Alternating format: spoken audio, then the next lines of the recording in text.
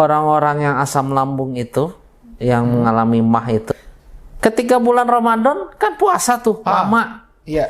Nggak Apa namanya? Nggak kambuh Ya. ya. Ini. Itu kenapa tuh, Dok?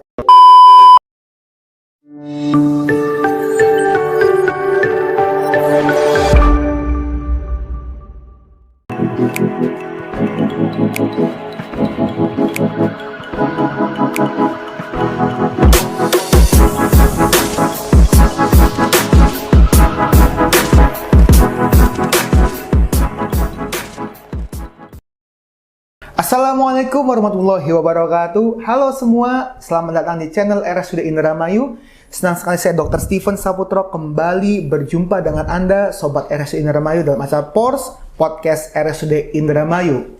Pada sesi kali ini adalah sesi yang baru, yakni sesi Q&A atau Question and Answer, di mana kami sudah mengumpulkan pertanyaan dari Anda semua, Sobat RSUD Indramayu, dan akan dibahas pada podcast kali ini seputar penyakit dalam. Oleh karenanya, kita sudah hadirkan narasumber dokter spesial penyakit dalam, yakni Dr. Edo Yudhistira spesial penyakit dalam, untuk menjawab pertanyaan yang sudah disampaikan oleh Sobat RSUD Indramayu. Kita sapa terlebih dahulu. Selamat siang, Dr. Edo. Selamat siang, Dr. Steven. Kembali berjumpa lagi di sini, Dok, ya? Iya. Di PORS. Wah, luar biasa sekali. Terima kasih sudah hadir, Dr. Edo. Iya. Apa kabar, Dok, hari ini, Dok? Baik. Alhamdulillah, baik-baik ya. Di tengah-tengah kesibukan banyak pasien, Dr. Edo menyempatkan ke sini. Iya. Dan seperti yang sudah kita diskusikan dan kita ketahui bersama, Dok, pada hari ini kita akan melakukan sesi Q&A. Kita menjawab pertanyaan dari Sobat RSUD Indramayu yang sudah ditampung beberapa minggu. Dan yang akan sudah dipilih pertanyaan-pertanyaan yang menarik dan kita akan bahas di sesi kali ini. Oke, kita mulai, Dok, ya. Langsung saja. Oke. Pertanyaan dari Sobat RSUD Indramayu yang pertama akan disampaikan atau ditanyakan adalah, Dok, faktor apa sajakah yang menyebabkan GERD kambuh? Dan bagaimana tips agar GERD tidak kambuh? Mangga, Dok. Ya, terima kasih pada Dr. Steven, pada Sobat RSUD. Nah, dengan pertanyaan pertama ini, sebelumnya kita harus tahu dulu GERD itu apa. Ya, GERD itu.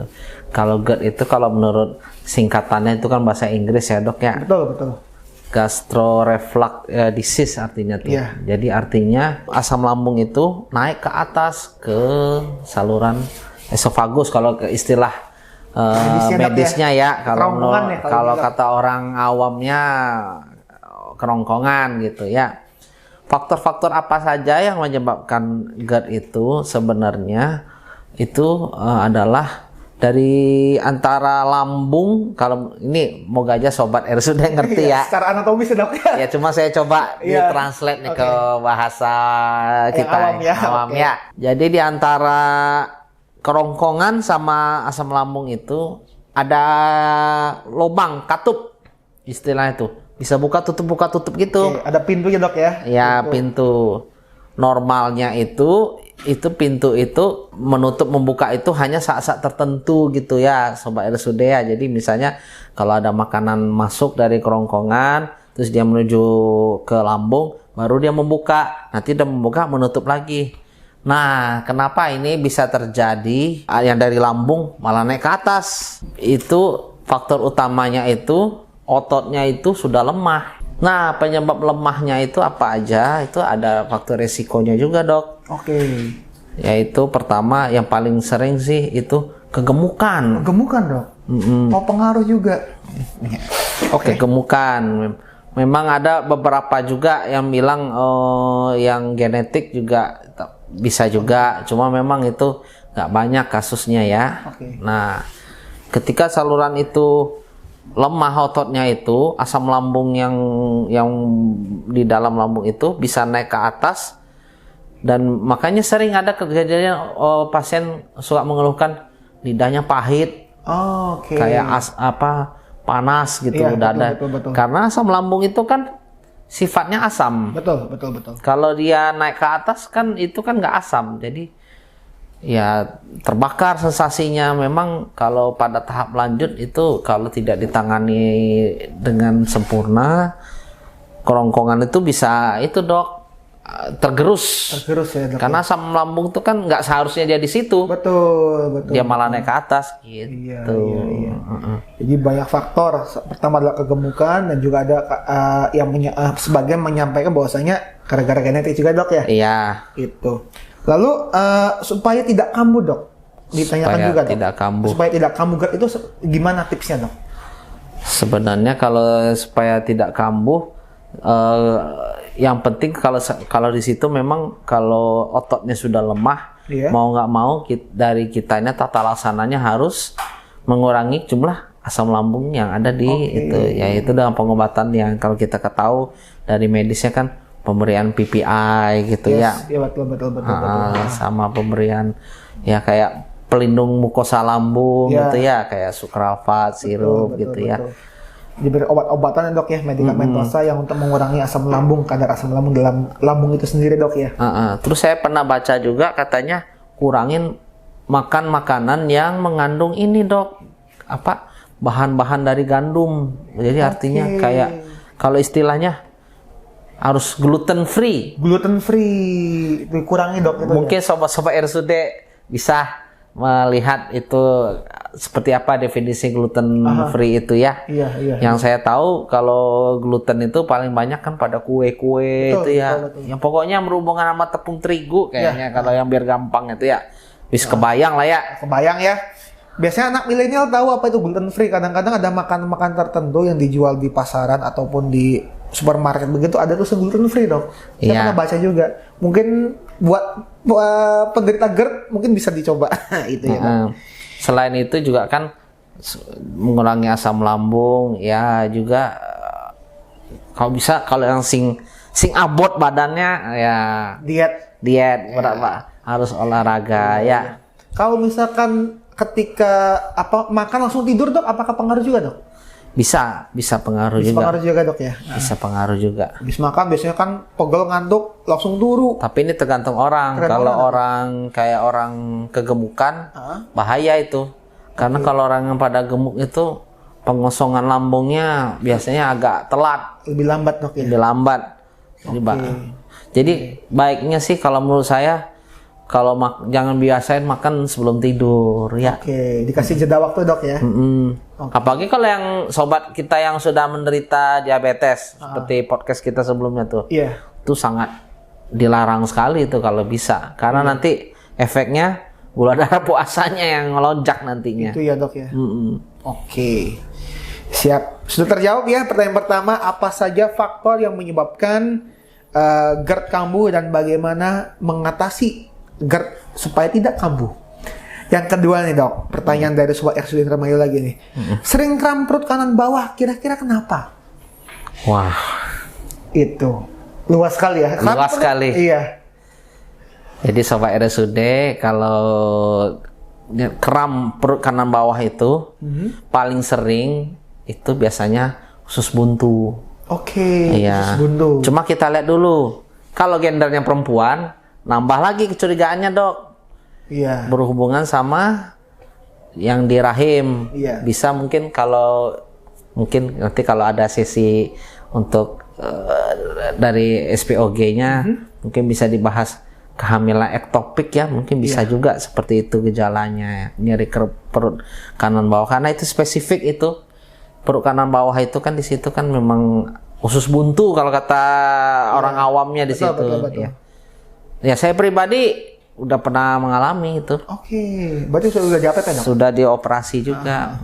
Memang seperti itu keluhannya. Memang paling paling kerasa memang kanan bawah ya, Dok ya, untuk usus buntu itu ya. Kanan bawah. Cuma ya itu dilihat dulu gendernya kalau perempuan bertambah lagi kecurigaannya gitu ya. Jadi yang bertanya tentang ini, kram perut kanan bawah curiga adanya radang usus buntu, datang ke IGD atau ke dokter spesialis bedah. Atau ke SPPD. Mungkin bisa kalau ada podcast berikutnya tentang usus buntu bisa dibahas ya. Boleh, siap. Pertanyaan selanjutnya dari Sobat RSUD Indramayu. Bagaimanakah cara mengatasi gangguan pencernaan dan ISK atau infeksi saluran kemih, Dok? ISK, Dok, sekarang. ISK ya. Jadi ISK, infeksi saluran kemih itu paling sering disebabkan kumannya itu adalah Mungkin sobat RSUD udah canggih nih. Iya. Bisa googling ya. Yes, betul. Tanya Bisa Bang Google. dilihat tambah Google, ketik Escherichia coli. Jadi artinya kuman Escherichia coli itu fisiologisnya harusnya di usus, Dok. Oke. Nah, tapi kalau dia di tempatnya tidak seharusnya seperti di saluran kencing, nah itu jadi bermasalah di situ, infeksinya di situ. Oke.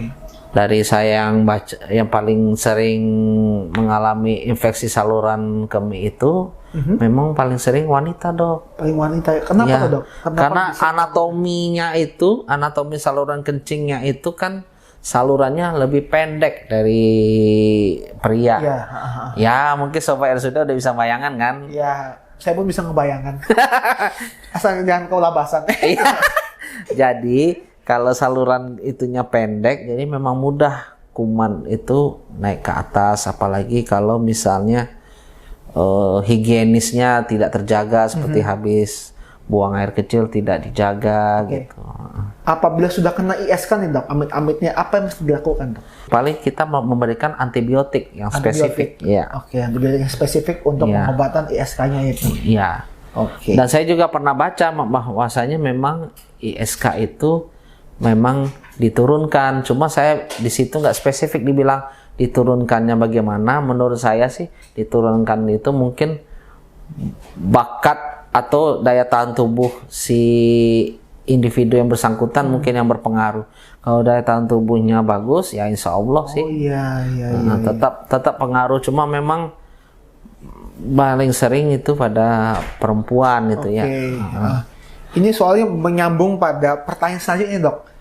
Oh ya, terus juga keluhannya juga mirip-mirip tuh kadang-kadang, Dok. Oke, dengan Ya, apa, Dok? yang tadi yang nyeri perut kanan bawah itu ya. Ya, Karena mirip-mirip. suka tersamarkan. Yes, Nanti supaya kita mau menyingkirkan, nanti kelihatan dari urinalisanya, kelihatan. Oke, cek urinnya, Dok, ya. Cek urin. Kita lihat ya. Ya. Ini berhubung pertanyaan tadi berhubungan dengan pertanyaan selanjutnya nih, Dok. Suami punya riwayat ISK dan gagal ginjal, apakah bisa diturunkan ke anak? Nah, itu ya tadi itu. Tadi ya, Dok. Tadi ya? udah terjawab. Kalau untuk gagal ginjal, artinya diturunkan itu tergantung. Gagal ginjal itu kan suatu akibat komplikasi. Ini bukan artinya ada penyakit penyertanya dulu. Oke. Biasanya gagal ginjal yang seperti kita tahu kan ada dua tuh penyebab gedenya tuh, Dok. Iya. Diabetes, hipertensi. Yap. Mungkin yang berdua ini memang bisa diturunkan. Tapi artinya bukan berarti gagal ginjalnya juga diturunkan. Tapi penyebab dari gagal ginjalnya itu yang mungkin bisa genetik, bisa turun ke anak, mungkin Dok, ya? mungkin Sobat RSUD di sini saya bantu luruskan ya. Oke. Jadi kalau misalnya pasien dengan darah hipertensi yang tidak terkontrol, gula darah yang tidak terkontrol, atau bahkan ada individu yang pakai combo, Dok, dua-duanya ada, Iya. sama-sama nggak terkontrol. Jadi efeknya pembuluh darah ginjalnya rusak, sudah tidak mampu lagi membuang racun. Jadi kan ginjal itu kan fungsinya kan membuang sisa-sisa racun metabolisme tubuh. Iya, betul. Jadi kalau misalnya pembuluh darahnya udah rusak gara-gara yang dua, sebenarnya nggak dua ini aja, Dok, penyebab lain juga ada, bisa obat-obatan juga ada. Cuma yang paling sering penyebabnya dua itu. Iya. Kalau pembuluh darahnya rusak, ya wis bubar. Ginjalnya rusak gitu, Sobat RSUD ya. Oke, jadi begitu ya penjelasannya, apakah bisa diturunkan atau tidak. Simak yang tadi. Itu. Oke, Dok. Pertanyaan selanjutnya nih, Dok. Oh, berkaitan asam lambung lagi nih, Dok. Apakah banyak asam lambung bisa sembuh total, Dok? Tergantung dari pola hidup kitanya juga. Oke. Tapi beberapa orang kan beda-beda ya, Dok ya. Jadi kan asam lambung itu kan penyebabnya kan ketika dinding lambungnya sudah nggak kuat dengan jumlah asam lambung yang berlebihan, di situ mulai muncul gejalanya kan. Iya. Biasanya sih kalau orang-orang yang asam lambungnya udah kebanyakan, mungkin harus rutin dulu mengkonsumsi obat-obat seperti PPI. Oke. Jadi ya Sobat RSUD, sering tuh saya pasien poli bertanya ke saya kan, dok ini bisa sembuh nggak dok? Padahal dia baru kontrol 1 kali 2 kali.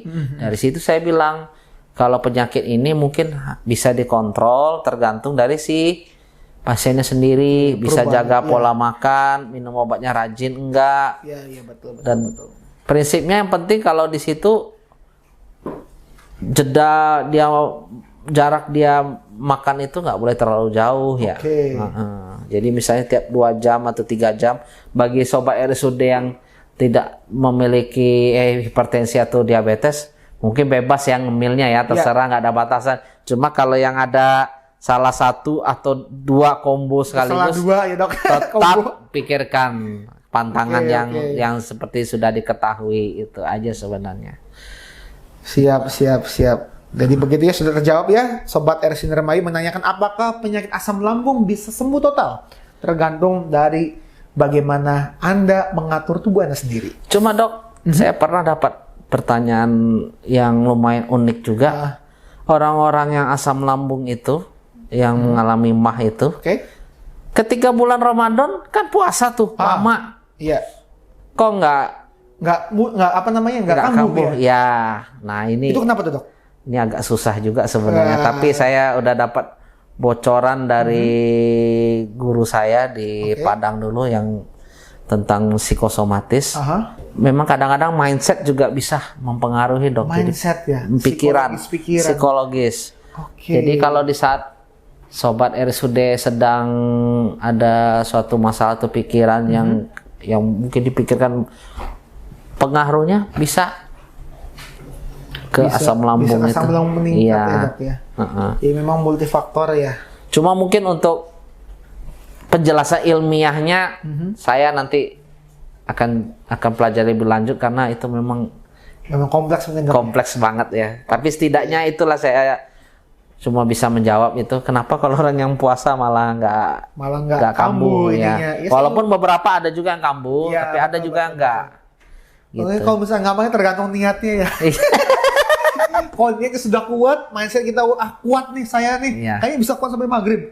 Kalau misalkan kuat nggak, ini nih yang jadi masalah. Mungkin seperti itu ya gampangnya ya dok. Nanti kalau masih penasaran, nanti bisa lah jilid 2-nya ya. Siap.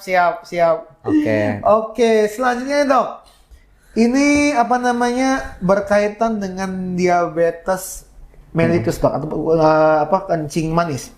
Mengapa kalau penyakit gula atau kencing manis itu suka bikin mual muntah dok? Nah, ini juga sudah pertanyaan wajib tiap saya ke poli itu. Itu pasti ada pertanyaan itu dok. Kenapa itu dok? Kenapa? Jadi gini, diabetes mellitus itu kan keadaan di mana gula darahnya yang tidak terkontrol dalam tubuh ya. Ternyata dengan gula darah yang tidak terkontrol itu efeknya juga bisa berhubungan dengan saraf-saraf yang ada di perut itu. Dari saya pelajari, saya baca itu, mungkin sobat-sobat RSUD agak bingung nggak ini karena saya ngomongnya akan istilah ilmiah. Saraf yang terkena itu yang saraf nervus 10. Nervus 10. Iya. Nervus vagus kalau nggak salah. Vagus nerve. Jadi nervus vagus itu hubungannya itu untuk pengosongan lambung. Jadi pada saat itu gula darah tinggi, sarafnya terganggu, pengosongan lambungnya jadi lambat. Jadi akibatnya di situ sensasi begah, mual, muntah. Jadi logikanya kalau gula darahnya tinggi, ya saraf-sarafnya sudah mulai ada gangguan, ya wajar keluhan mual muntahnya keluar gitu ya. Jadi harapannya kalau gula darah terkontrol, ya keluhannya itu bisa. Ya tapi memang fakta di lapangannya nggak segampang itu ya. Tetap betul. Pengobatan dari saya biasanya selain tata laksana diabetes mellitusnya juga untuk keluhan yang itu, yang mual muntah itu. Iya. Jadi saya hanya ngasih obat simptomatis saja. Cuma mungkin sobat-sobat RSUD harus ngerti di situ. Mengapa penyakit diabetes itu bisa menyebabkan mual muntah itu? Seperti itu ya dok ya. Oke, siap. Terjawab ya. Jadi sudah terbayangkan kenapa penyakit kencing manis itu bisa menyebabkan seorang pasien penderita DM itu bisa mual dan juga sampai barangkali bisa sampai muntah. Mungkin istilah kita sering kita dengar gastroparese DM ya dok Itu ya. dia, gastroparesis DM. Banyak di IG dia saya nemuin itu. Gastroparesis DM langsung kirim dokter Edo. Konsul. Iya. Oke, gastroparesis DM. Iya. Selanjutnya nih dok. Oh ini agak berbeda nih dok. Tentang ambeien dok. Selain operasi, adakah cara untuk pengobatan ambeien? Wih, ini udah Ambeien ini. udah spesifik banget. Sebenarnya ini nggak bidang saya, tapi saya mencoba Oke. untuk menjawab kulit-kulitnya aja ya. Jadi kalau ambeien itu kalau istilah kitanya kan hemoroid ya. Yap. Ya, hemoroid. Biasanya kan di dekat anus kita itu kan ada pembuluh darah. Pembuluh darah itu kan normalnya itu tidak melebar. Cuma ketika suatu hal dia meradang, melebar, nah disitulah ambeien. Ada istilah kan suka ngeluh agak-agak nonjol gitu, Iya, kayak ada betul. nonjol. Ya itu hemoroid biasanya itu. Iya iya. Nah, sobat-sobat kan seperti tahu, biasanya kan kalau sama rekan saya dokter spesialis bedah itu kan biasanya kan ditindak. Selain itu ada juga sih non farmakologinya saya tahu dari makanan itu dok. Oh, Jadi makanan. dianjurkan makanan yang berserat tinggi. Oke. Jadi sayur-sayuran hijau. heeh. Karena logikanya kalau kurang makan serat, jadinya kan BAB-nya keras itu. keras. Iya. Jadinya tuh pembuluh darahnya juga ikutan meradang itu karena keras. Jadi Itu dia. kita prinsipnya usahakan yang Mengurangi gesekan. betul. Ya. Jadi apa namanya lebih halus ya ininya ya. Bagus. Kebayangkan. Itu dia. Karena terus juga kalau orang kegemukan juga berisiko dok. Lebih bersih kok dok ya. Karena berat badannya itu kan jadi kan Mendorong mungkin itu gimana dok? ngedannya tuh jadi Oh mengedannya. iya. Mengedannya lebih ini ya. Jadi sebaiknya kalau yang orang ini nih, jadi itu tujuannya kenapa dia harus makan serat Berserat tinggi itu. supaya Mengurangi powernya pengedanan tuh juga. jangan terlalu kencang gitu Oke, ya. sip. Paham ya? Kenapa orang gendut atau obesitas itu bisa lebih berisiko terkena ambeien? Ada pengaruhnya juga. Mungkin pemilihan WC duduk itu lebih dianjurkan dok. Lebih dianjurkan ya dok ya. Jadi bukan WC jongkok. Di jongkok kayaknya lebih tekanan lebih kencang kan dok. Dan susah jongkoknya buat yang obesitas biasanya parkir dulu apalagi WC sempit itu dok ya. Iya. Saya kebayang. Iya. Oke. Selanjutnya dok, dari ambeien dari anus kita beralih ke jantung dok. Wow. Ciri-ciri penyakit jantung apa katanya? Jauh sekali ya dari bawah ke atas. Sekali. Kayaknya udah pernah dibahas ya sama Dok Azlat ya. Mungkin Iya. nanti buat reminding aja nanti Oke. silakan dibuka lagi postingan Dokter Azlatnya. Yes. Penyakit jantung itu paling utama itu seringnya itu biasanya kan gagal jantung. Yap. Gagal jantung CHF itu ya, Dok, ya? CHF. Mungkin coba dilihat sama sobat-sobat RSUD postingan Dokter Azlan. Itu mah saya dengar juga ngerti langsung deh. Iya. Jadi kalau penyakit gagal jantung itu yang paling sering terjadi keluhannya itu biasanya ini kaki bengkak. Kaki bengkak. Terus kalau misalnya aktivitas agak berat atau habis ngangkat-ngangkat benda berat, udah ngos-ngosan. Nah, itu sobat kudu waspada itu ya kalau yang bagi nggak ngerti. Kalau tiba-tiba kakinya bengkak, Sesak napas. sesak ketika nafas. Aktivitas. Bahkan Mungkin ketika sedang istirahat udah sesak napas ya, dok. iya. Itu Itu harus bisa. lebih aware ya dok ya. Iya. Penyakit jantung ya kadang-kadang silent killer. Itu. Untuk lebih jelasnya dan lebih detailnya pernah dibahas Dokter Azlan dok. Iya, betul. Itu dia nanti ada di atas sini. Ada nggak di atas sininya? Itu postingan tentang sudden cardiac death. Itu ada nyambung-nyambungnya dengan bahasan kita. Oke. Selanjutnya kita naik turun, nggak tahu naik nggak turun nih. Pertanyaan terakhir ya, dok. Tentang bisul dok. Dari jantung, dari hemoroid naik ke jantung sekarang bisul. Mengapa bisul sebulan tidak kunjung membaik? malah tambah membesar dan bernanah. Bagaimana seharusnya dilakukan tata laksananya, Dok? Itu. Sobat RSUD, itu saya sering menemukan kasus seperti itu. Paling sering kejadian diabetes mellitus. Jadi kalau misalnya sudah pokoknya nggak hanya bisul di kaki aja, semua di seluruh tubuh, ada bisul di punggung. Saya juga pernah dapat tuh, Dok, kasus bisul di punggung, udah sebulan 2 bulan nggak sembuh-sembuh. Iya. Segeralah periksa ke dokter spesialis terdekat ya. Cek gula darahnya. Kalau tinggi, terjawab itu. Kasus paling sering ya. Jadi memang berhubungan antara penyakit kencing manis dan juga bisul yang tidak sembuh-sembuh. Ya, jadi saya bantu ini menjelaskan penyebabnya, alurnya itu. Kalau istilah kita medis, patofisiologinya. Yes. Jadi ketika saat gula darah itu tinggi, itu menyebabkan komplikasi makro dan mikrovaskuler. Iya, saya balik lagi zaman kuliah nih. Iya, makro itu artinya pembuluh darah besar. Kalau mikronya yang kecilnya. Nah, saya ngomongnya ke yang mikronya, Dok. Jadi mikronya tuh, jadi akibatnya kuman-kuman itu bukan kuman, sel pertahanan tubuh itu nggak bekerja optimal ketika gula darah tinggi. Ibaratnya itu kalau gula darah tinggi itu suasana yang sangat menyenangkan bagi kuman-kuman penyebab infeksi bisul itu. Sama ibaratnya kayak Dr. Stephen di ruangan AC yang dingin. Seneng kan? Lebih seneng. Nah, kayak gitu. Jadi kalau gula darah tinggi, logikanya kuman akan sulit ditaklukkan. Akibatnya penyakitnya ya jangan sembuh-sembuh. Malah perburukan, Dok, ya? Perburukan, kalau misalnya dibiarkan saja nanti pembuluh darahnya mati, busuk. Ya itu yang sering kita dengar gangren, Dok. Iya. Itu hal yang paling ditakuti banget sama sobat-sobat RSUD itu.